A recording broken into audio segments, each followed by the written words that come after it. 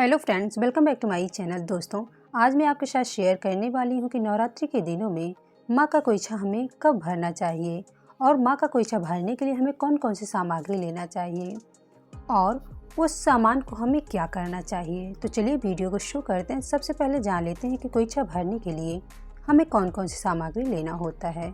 तो सबसे पहले हमें एक लाल कपड़ा लेना होता है, लाल या पीला वस्त्र।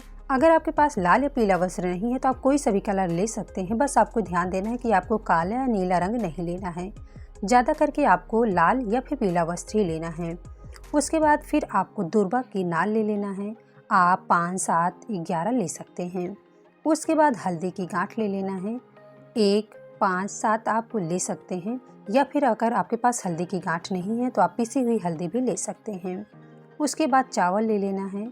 उसके बाद अपने सामर्थ्य के अनुसार कुछ ना कुछ दक्षिणा रख लेना है।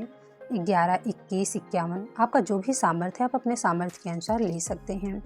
उसके बाद लिपस्टिक, बिंदी, मेहंदी और रबर बैंड, आलता, नेल पॉलिश, चूड़ी, सिंदूर, ये सभी सामग्री आपको रख लेना है सुहाग की। आप अपने सामर्थ्य के अनुसार 3, 5, 7, 11, 16 सामग्री ले सकते हैं। अगर आपका सामर्थ्य है तो आप 16 सामग्री ले सकते हैं। अगर आपका सामर्थ्य 3, 5, 7 का है तो आप उसे भी लेकर के माँ को चढ़ा सकते हैं, क्योंकि आपका जितना भी सामर्थ्य है आप उतना ही सुहाग की सामग्री माँ को अर्पित करें।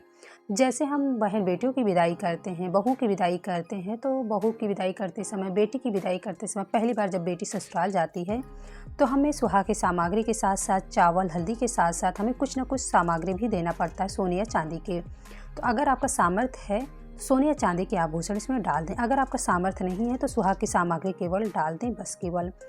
और हमें माँ का कोइछा नवरात्रि के अष्टमी या नवमी के दिन भरना होता है। अगर जो व्यक्ति अष्टमी के दिन माँ का कोइछा नहीं भर पा रहे हैं वो नवमी के दिन जरूर भर दें, क्योंकि जैसे हम बहू बेटियों को विदा करते हैं ठीक उसी प्रकार अष्टमी या नवमी के दिन हम माँ की विदाई करते। कभी भी हमें माँ की विदाई खाली हाथ नहीं करना चाहिए, इसलिए हमें अष्टमी या नवमी के दिन माँ को अच्छे से विदा करना चाहिए और तभी कलसा हमें हिलाना होता है।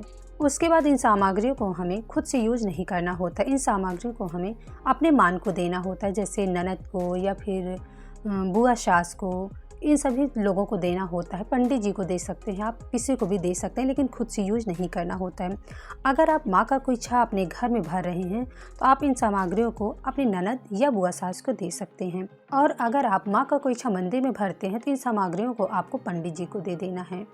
तो दोस्तों, इन सभी सामग्रियों को आपको अपने पास रख लेना है माँ का कोइछा भरने के लिए। और माँ को कोइछा भरें तो आपको ध्यान देना है कि माँ का कोइछा आपको अष्टमी या नवमी के दिन भर देना है।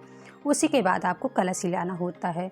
तो दोस्तों, आपको ये वीडियो कैसे लगी? अगर वीडियो पसंद आई हो तो मेरे चैनल को लाइक शेयर सब्सक्राइब ज़रूर करें। Thank you.